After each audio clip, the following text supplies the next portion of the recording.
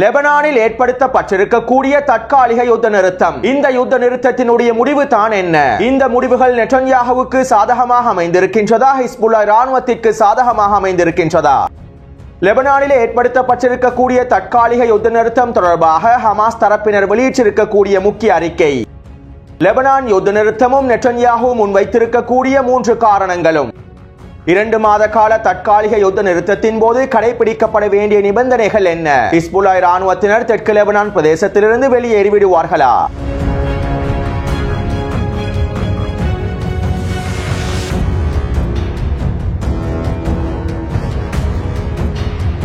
தயவு செய்து இந்த காணொளியினை முழுமையாக பார்வையிடுங்கள். இதன் மூலமாக பல கேள்விகளுக்கான விடைகளை உங்களுக்கு தெளிவாக புரிந்து கொள்ளலாம். நேற்றிரவு 10 மணி அளவில் இஸ்ரேலி ஆக்கிரமிப்பு போர் அமைச்சரவையில் நெட்டன்யாஹு விசேட கலந்துரையாடல்களை ஆரம்பித்திருந்தார். லெபனானின் தற்காலிக போர் நிறுத்தம் தொடர்பான பேச்சுவார்த்தைகளை மேற்கொள்வதற்காகவே நெட்டன்யாஹு இந்த கலந்துரையாடல்களை மேற்கொண்டிருந்தார். இஸ்ரேலி ஆக்கிரமிப்பின் போர் அமைச்சரவையில் 28 அமைச்சர்கள் காணப்படுகின்றார்கள். இருப்பினும் 11 அமைச்சர்கள் மாத்திரமே நெட்டன்யாஹுவின் இந்த கலந்துரையாடல்களில் கலந்து கொண்டிருந்தார்கள். லெபனான் தற்காலிக நிறுத்தம் தொடர்பாக நெட்டன்யாஹு எடுத்திருக்கக்கூடிய முடிவுகளின் காரணமாகவே கோபமடைந்த இஸ்ரேலி ஆக்கிரமிப்பின் அதிகளவான போர் அமைச்சர்கள் குறித்த கலந்துரையாடல்களில் கலந்து கொள்ளவில்லை என இஸ்ரேலி ஆக்கிரமிப்பு ஊடகங்களும் கருத்துக்களை வெளியிட்டிருந்தன. அத்தோடு குறித்த போர் அமைச்சரவையில் லெபனானின் தற்காலிக யுத்த நிறுத்தத்திற்கான வாக்கெடுப்புகள் நடைபெற்றிருந்தன. மேலும் இந்த வாக்கெடுப்பிலே லெபனானுக்கும் இஸ்ரேலி ஆக்கிரமிப்புக்கும் இடையிலான தற்காலிக யுத்த நிறுத்தத்தினை ஏற்படுத்துவதற்கான அனுமதியினை இஸ்ரேலி ஆக்கிரமிப்பின் போர் அமைச்சரவை வழங்கியிருந்தது. இதைத் தொடர்ந்து நெட்டன்யாஹு லெபனானின் தற்காலிக யுத்த நிறுத்தம் தொடர்பாக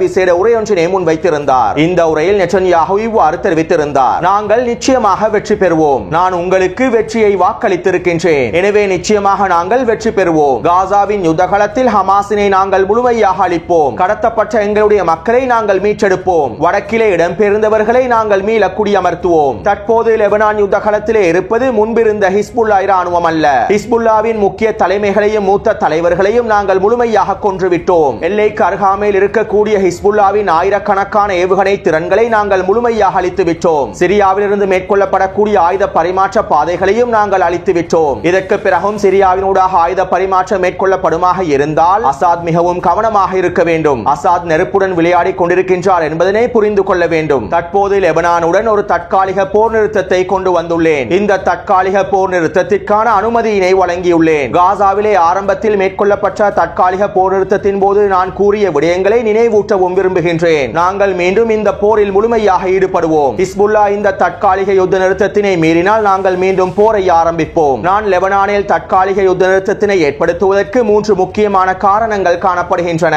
ஒன்று, ஈரானி அச்சுறுத்தல்கள் மீது முழுமையான கவனத்தினை செலுத்த வேண்டும். இந்த பிராந்தியத்திலே ஈரான் இஸ்ரேலுக்கு எதிரான ஒரு மிகப்பெரிய அச்சுறுத்தலாக மாறியுள்ளது. ஈரான் அணு ஆயுதங்களை பெற்றுக் கொள்வதனை தடுப்பதற்காக நான் என்ன வேண்டுமானாலும் செய்வதற்கு தயாராகவே இருக்கின்றேன். இஸ்ரேலுக்கு எதிராக இருக்கக்கூடிய ஈரானின் அச்சுறுத்தல்கள் தான் என்னுடைய மனதிலே முதன்மையாக காணப்படுகின்றது. தற்போது அனைத்து போர் முனைகளிலும் முதன்மை போர் முனையாக ஈரானுக்கு எதிரான போர் முனையே காணப்படுகின்றது. இந்த பிராந்தியத்திலே இஸ்ரேலுக்கு எதிராக இருக்கக்கூடிய ஈரானின் அச்சுறுத்தல்களை முழுமையாக தோற்கடிப்பது, ஈரானின் அச்சுறுத்தல்களை முழுமையாக நீக்குவது இஸ்ரேலின் எதிர்காலத்திற்கு மிக முக்கிய தேவையாகும். எங்களுடைய மக்கள் இந்த பிராந்தியத்திலே நிம்மதியாக வாழ்வதற்கு ஈரானின் அச்சுறுத்தல்கள் முழுமையாக நீக்கப்பட வேண்டும். அடுத்து, இந்த தற்காலிக யுத்த நிறுத்தத்தினை ஏற்படுத்துவதற்கு 2வது முக்கிய காரணம் எங்களுடைய படைகளையும் ஆயுதங்களையும் புதுப்பிக்க வேண்டும் என்பதற்கே. சில விடயங்களை நான் தற்போது வெளிப்படையாக கூறுகின்றேன். இதிலே மறைப்பதற்கு எதுவுமே இல்லை. எங்களிடத்தில் ஆயுத பற்றாக்குறையும் வெடிமருந்துகளுடைய பற்றாக்குறையும் அதிகமாகிவிட்டது. இந்த நவீன ஆயுதங்களுடைய பற்றாக்குறையினாலும் வெடிமருந்துகளுடைய பற்றாக்குறையின் காரணத்தினாலும் இஸ்ரேலிய இராணுவத்தினுடைய இழப்புகளும் அதிகரித்துள்ளன.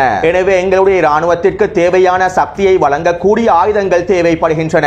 மேலும் இந்த 2 மாதத்திற்குள்ளே இந்த ஆயுத பற்றாக்குறையினை முழுமையாக நிவர்த்தி செய்வதற்கான எல்லா விதமான வேலை திட்டங்களையும் முன்னெடுப்பேன். 3வது காரணம் காசாவின் போர் முனையை துண்டித்து ஹமாஸை தனிமைப்படுத்துவதாகும். இந்த போரினுடைய 2வது தினத்திலிருந்து ஹமாஸிற்கு ஆதரவாக ஹிஸ்புல்லாஹ் களமிறங்கியுள்ளார். எனவே இந்த தற்காலிக போர் நிறுத்தம் ஹமாஸை தனிமைப்படுத்தி காசாவில் உள்ள எங்களுடைய பணைய கைதிகளை மீட்பதற்கு வழிவகுக்கும். எனவே தற்போதைய யுத்தகல சூழ்நிலையில் எங்களுக்கு வேறு வழி இல்லை. மோசமானதை தவிர்ப்பதற்காக நாங்கள் கெட்டதை தேர்ந்தெடுத்துள்ளோம். மேலும் இனி எங்களுடைய அனைத்து கவனங்களும் ஈரானின் அச்சுறுத்தல்களுக்கு எதிராக அமைந்திருக்கும் என நெட்டன்யாஹு விசேட உரையிலே தெரிவித்துள்ளார். அதாவது காசாவிலே யுத்தம் ஆரம்பிக்கப்பட்ட 50 நாட்களில் ஒரு தற்காலிக யுத்த நிறுத்தம் ஏற்படுத்தப்பட்டது. அதே போன்றே தெற்கு லெபனானில் தற்போது தரைவழி தாக்குதல்கள் ஆரம்பிக்கப்பட்ட 56 நாட்கள் கடந்துள்ள நிலைமையில் ஒரு தற்காலிக யுத்த நிறுத்தம் ஏற்படுத்தப்பட்டுள்ளது. 60 நாட்களை உள்ளடக்கிய ஒரு தற்காலிக யுத்த நிறுத்தம் ஏற்படுத்தப்பட்டுள்ளது. மேலும் நெட்டன்யாஹு இந்த போரினை முடிவுக்கு கொண்டு வருவதாக தெரிவிக்கவில்லை. காசாவின் போர் முனையையும் லெபனான் போர் முனையையும் துண்டித்துவிட்டு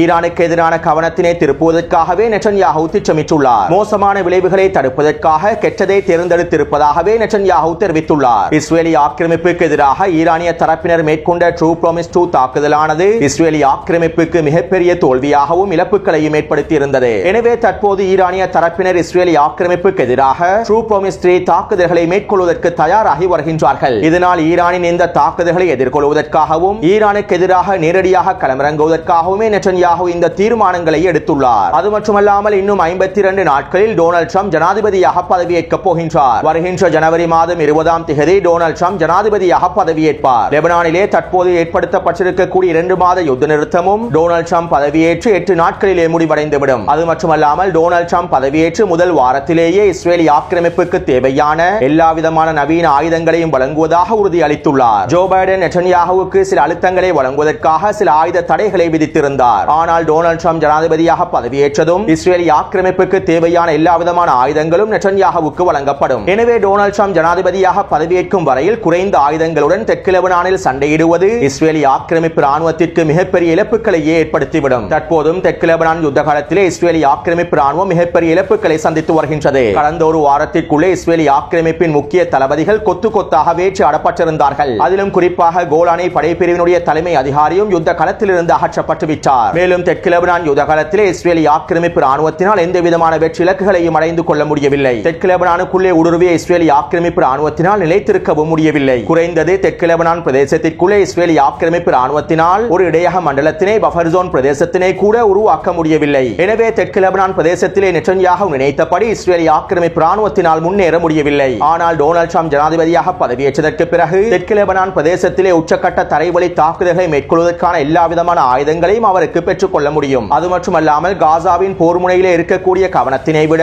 லெபனான் போர் முனையிலே இருக்கக்கூடிய கவனத்தினை விட டொனால்ட் ட்ரம்புக்கு ஈரான் மீதான கவனம் அதிகமாகவே காணப்படுகின்றது. காசாவிலே நடைபெறும் போரை விட லெபனானிலே நடைபெறும் போரை விட ஈரானுக்கு எதிராக ஒரு மிகப்பெரிய போரை உருவாக்க வேண்டும் என்பதே டொனால்ட் ட்ரம்பினுடைய நோக்கமாகவும் அமைந்திருக்கின்றது. ரஷ்யா உக்ரைன் யுத்தத்தினை கூட நிறுத்திவிட்டு ஈரானுக்கு எதிரான போரை ஆரம்பிக்க வேண்டும் என்றே டொனால்ட் ட்ரம்பும் நெட்டன்யாஹுவும் திட்டமிட்டு வருகின்றார்கள். எனவே இந்த திட்டங்களுக்கு அமைவாகவும் இந்த காரணங்களுக்கு அமைவாகவுமே நெட்டன்யாஹு லெபனானிலே 2 மாத யுத்த நிறுத்தத்தினை ஏற்படுத்துவதற்கு அனுமதி வழங்கியுள்ளார். தெற்கு லெபனானில் தற்காலிக யுத்த நிறுத்தத்தினை ஏற்படுத்துவதற்கான நெட்டன்யாஹுவின் அறிவிப்பை தொடர்ந்து இஸ்ரேலி ஆக்கிரமிப்பின் அரசியல் களத்திலே கொந்தளிப்புகள் ஏற்பட்டுள்ளன. நெட்டன்யாஹுவுக்கு எதிரான விமர்சனங்களும் கருத்துக்களும் இஸ்ரேலி ஆக்கிரமிப்பு தலைமைகளினால் முன்வைக்கப்பட்டு வருகின்றன. இந்த தற்காலிக யுத்த நிறுத்தமானது எந்த விதமான களங்கத்தையும் துடைக்காது. காசாவில் இருக்கக்கூடிய எங்களுடைய பணைய கைதிகளை மீட்டெடுக்கவும் முடியாது. வடக்கு பிரதேசத்திலிருந்து இடம்பெயர்ந்த எங்களுடைய மக்கள் மீண்டும் அவர்களுடைய வீடுகளுக்கு திரும்பவும் மாட்டார்கள். தெற்கு லெபனானில் ஹிஸ்புல்லா இருக்கும் வரை எங்களுடைய மக்கள் வடக்கு பிரதேசத்தை நோக்கி திரும்பவும் முடியாது. இந்த தற்காலிக யுத்த நிறுத்த ஒப்பந்தமானது மிகப்பெரிய தோல்வியாகவே பார்க்கப்படுகின்றது. நெட்டன்யாஹு தோல்வியை ஒப்புக்கொண்டு ஹிஸ்புல்லாவிடம் சரணடைந்து விட்டதையே இது பிரதிபலிக்கின்றது என இஸ்ரேலி ஆக்கிரமிப்பின் எதிர்க்கட்சி தலைவர் யாயர் லாபிட் தெரிவித்துள்ளார். அதே போன்று நெட்டன்யாஹு மிகப்பெரிய வரலாற்று தவறை செய்துவிட்டார். இந்த 2 மாதத்திற்குள்ளே ஹிஸ்புல்லா எல்லா விதமான பலத்தையும் மீள பெற்றுக் கொள்ளும். தெற்கு லெபனான் பிரதேசத்திலே ஹிஸ்புல்லா இழந்திருக்கக்கூடிய அனைத்து பலத்தினையும் திறன்களையும் இந்த 2 மாதத்திற்குள்ளே மீள பெற்றுக் கொள்வார்கள். இது இறுதியில் எங்களுக்கு தான் மிகப்பெரிய பிரச்சனையாக வந்தடைய போகின்றது. மேலும் இதனால் ஏற்படக்கூடிய விளைவுகளை நாங்கள் கணிக்கவே முடியாது என்றும் இஸ்ரேலி ஆக்கிரமிப்பின் தீவிர வலதுசாரி அமைச்சரான ஸ்மோட்ரிச் தெரிவித்துள்ளார். இதே போன்று இஸ்ரேலிய பணைய கைதிகளுடைய குடும்ப உறுப்பினர்களும் நெட்டன்யாஹுவுக்கு எதிரான கருத்துக்களை வெளியிட்டு வருகின்றார்கள். நெட்டன்யாஹு லெபனானுடன் ஒப்பந்தங்களை மேற்கொண்டு தற்காலிக யுத்த நிறுத்தத்தினை ஏற்படுத்தியிருந்தால் அதே போன்று ஹமாஸின் நிபந்தனைகளை ஏற்றுக்கொண்டு ஒப்பந்தத்தினை மேற்கொண்டு எங்களுடைய பணைய கைதிகளை வீட்டுக்கு திருப்பி அனுப்புவதற்கான வேலை திட்டங்களை நெட்டன்யாஹு மேற்கொள்ள வேண்டும் என்றும் இஸ்ரேலி ஆக்கிரமிப்பின் பணைய கைதிகளுடைய குடும்ப உறுப்பினர்கள் தெரிவித்துள்ளார்கள்.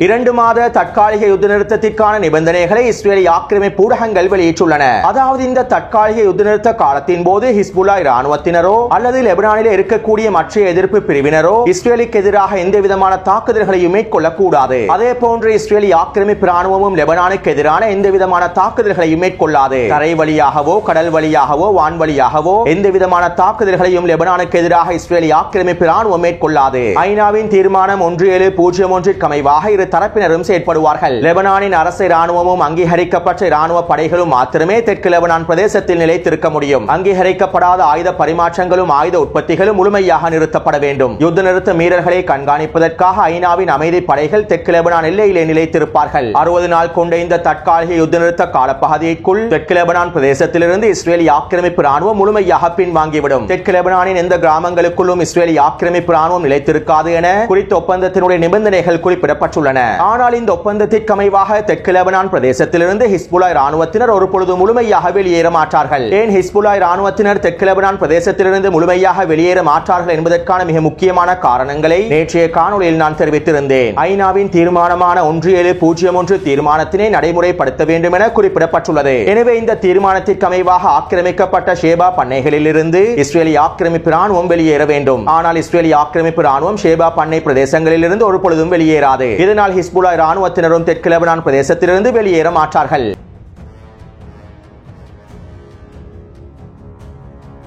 இன்று அதிகாலையில் லெபனானிலே தற்காலிக யுத்த நிறுத்தம் அமலுக்கு கொண்டு வரப்பட்டுள்ளது. இதற்கமைவாக ஆயிரக்கணக்கான மக்கள் தெற்கு லெபனான் பிரதேசத்தை நோக்கி நகர்ந்து கொண்டிருக்கின்றார்கள். இஸ்ரேலிய ஆக்கிரமிப்பு தரைவழி தாக்குதலின் போது ஊடுருவியிருந்த கிராமங்களுக்குள்ளும் தற்போது லெபனான் பொதுமக்கள் நுழைந்துள்ளார்கள். இன்று அதிகாலையிலேயே இஸ்ரேலிய ஆக்கிரமிப்பு ராணுவம் தெற்கு லெபனான் கிராமங்களில் இருந்து முழுமையாக வெளியேறிவிட்டது. மேலும் லெபனானின் வடக்கு பிரதேசத்திலே இடம்பெயர்ந்திருந்த மக்களும் தற்போது தெற்கு லெபனான் பிரதேசத்தை நோக்கி நகர்ந்து கொண்டிருக்கின்றார்கள். அத்தோடு இவ்வாறு தெற்கு லெபனான் பிரதேசத்திலே தற்காலிக யுத்த நிறுத்தம் ஏற்படுத்தப்பட்ட 24 மணித்தியால ஆயிரக்கணக்கான லெபனான் மக்கள் அவர்களுடைய வீடுகளுக்கு திரும்பியிருப்பது இஸ்ரேலிய ஆக்கிரமிப்பிலே விமர்சனங்களை எழுப்பியுள்ளது. லெபனானிய மக்கள் 24 மணித்தியாலங்களுக்குள் அவர்களுடைய வீடுகளுக்கு திரும்பிவிட்டார்கள். இடம்பெயர்ந்த மக்கள் அனைவரும் அவர்களுடைய வீடுகளுக்குள் திரும்பிவிட்டார்கள். ஆனால் வடக்கு பிரதேசத்தில் இடம்பெயர்ந்த எங்களுடைய மக்கள் இன்னும் அவர்களுடைய வீடுகளுக்கு திரும்பவில்லை. நெட்டன்யாஹூ ஹிஸ்புல்லாவிடம் சரணடைந்து விட்டார் என நெட்டன்யாஹூவுக்கு எதிரான தொடர்ச்சியான விமர்சனங்களும் கருத்துக்களும் முன்வைக்கப்பட்டு வருகின்றன. அடுத்து இன்று காலை லெபனானின் பாராளுமன்ற சபாநாயகர் நஹபி பெர்ரி அவர்கள் இவ்வாறு தெரிவித்திருந்தார். நமது மக்கள் இஸ்ரேலிய ஆக்கிரமிப்பின் விளைவுகளை நடுநிலையாக்கியுள்ளார்கள். இதற்காக சிந்தப்பட்ட ஒவ்வொரு துளி இரத்தமும் விலை மதிப்பற்றதாகும் மற்றும் உறுதியானதாகும். நாம் அனைவரும் ஒன்றிணைந்து ஐக்கிய லெபனானை உருவாக்கி எங்களுடைய இறையாண்மையை பாதுகாக்க வேண்டும். மேலும் லெபனானை விட்டு வெளியேறியிருந்த எங்களுடைய மக்களை வீட்டிற்கு வருமாறு அழைப்பு விடுக்கின்றேன். இடம்பெயர்ந்த மக்கள் அனைவரும் அவர்களுடைய வீடுகளுக்கு திரும்ப வேண்டும் என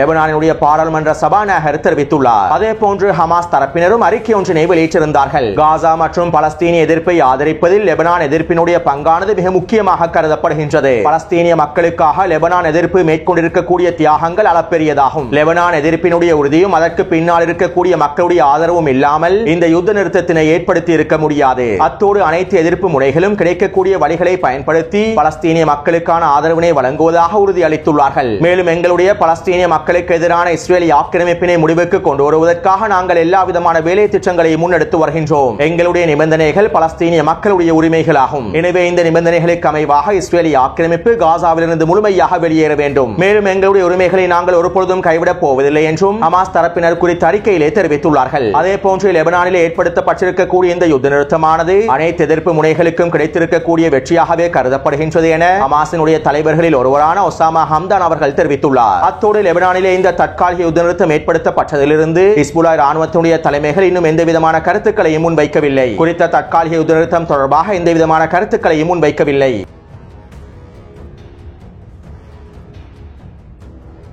தற்போது உங்கள் மத்தியில் பல கேள்விகள் எழுந்திருக்கும். இந்த யுத்த களமானது எவ்வாறு நகரப்போகின்றது, காசாவின் போர் முனைக்கு என்ன நடக்கப் போகின்றது என்கின்ற கேள்விகள் எழுந்திருக்கும். இதிலே முதலாவது விடயம் ஹிஸ்புல்லா ராணுவத்தினர் காசா போர் முனையை கைவிடவில்லை என்பதே. ஏனென்றால் தற்போது லெபனானிலே ஏற்படுத்தப்பட்டிருக்கக்கூடிய யுத்த நிறுத்தமானது ஒரு தற்காலிக யுத்த நிறுத்தமாகும். இஸ்ரேலிய ஆக்கிரமிப்புக்கும் ஹிஸ்புல்லா ராணுவத்துக்கும் இடையிலே ஏற்படுத்தப்பட்டிருக்கக்கூடிய நிரந்தர யுத்த நிறுத்தம் அல்ல. 60 நாட்களை உள்ளடக்கி இருக்கக்கூடிய ஒரு தற்காலிக யுத்த நிறுத்தமே லெபனானில் ஏற்படுத்தப்பட்டுள்ளது. ஹிஸ்புல்லா ராணுவத்துடைய தலைமைகள் படுகொலை செய்யப்பட்டிருக்கும் படையெடுப்பதனால் ஏற்பட்டிருக்கக்கூடிய இழப்புகளையும் ஹிஸ்புல்லாஹ் ராணுவத்தினால் இந்த காலப்பகுதிக்குள் மீட்டெடுத்து விட முடியும். இஸ்ரேலிய ஆக்கிரமிப்பு ராணுவத்தினால் ஹிஸ்புல்லாஹ் ராணுவத்திற்கு ஏற்படுத்தப்பட்டிருக்கக்கூடிய இழப்புகளையும் ஹிஸ்புல்லாஹ் ராணுவத்தினால் இந்த தற்காலிக யுத்த நிறுத்த காலப்பகுதிக்குள் மீட்டெடுத்து விட முடியும். மேலும் யுத்த களத்தினுடைய திறன்களை அதிகரிப்பதற்கும் ஹிஸ்புல்லாஹ் ராணுவத்தினால் புதிய திட்டங்களை கொண்டு வர முடியும். ஹிஸ்புல்லாஹ் ராணுவத்தினை இன்னும் ஒரு பரிமாணத்தில் மீள கட்டமைத்துக் கொள்வதற்கு இந்த தற்காலிக யுத்த நிறுத்தமானது ஒரு சிறந்த வாய்ப்பாக அமைந்திருக்கும். அதே போன்று இந்த தற்காலிக யுத்த நிறுத்தமானது நெட்டன்யாஹுவுக்கும் ஒரு சிறந்த வாய்ப்பாகவே அமைந்திருக்கும். தெற்கு லெபனான் பிரதேசத்திலே தரைவழி தாக்குதல் ஆரம்பிக்கப்பட்டதிலிருந்து நெட்டன்யாஹு நினைத்தபடி இஸ்ரேலிய ஆக்கிரமிப்பு ராணுவத்தினால் முன்னேற முடியவில்லை. தெற்கு லெபனான் பிரதேசத்திலே இஸ்ரேலிய ஆக்கிரமிப்பு ராணுவத்தினால் இலக்குகளை அடைந்து கொள்ளவும் முடியவில்லை. சிப்பாய்களுடைய பற்றாக்குறை, அதிகாரிகளுடைய பற்றாக்குறை மற்றும் ஆயுத பற்றாக்குறைகளுக்கு மத்தியில் இஸ்ரேலிய ஆக்கிரமிப்பு ராணுவம் அதிகளவான இழப்புகளை சந்தித்திருந்தது. டொனால்ட் ட்ரம்ப் ஜனாதிபதியாக பதவியேற்பதற்கும் இன்னும் 52 நாட்கள் காணப்படுகின்றன. அதே போன்று இஸ்ரேலிய ஆக்கிரமிப்புக்கு எதிராக ஈரானும் ட்ரூ ப்ராமிஸ் 3 தாக்குதல்களை மேற்கொள்ளப் போகின்றது.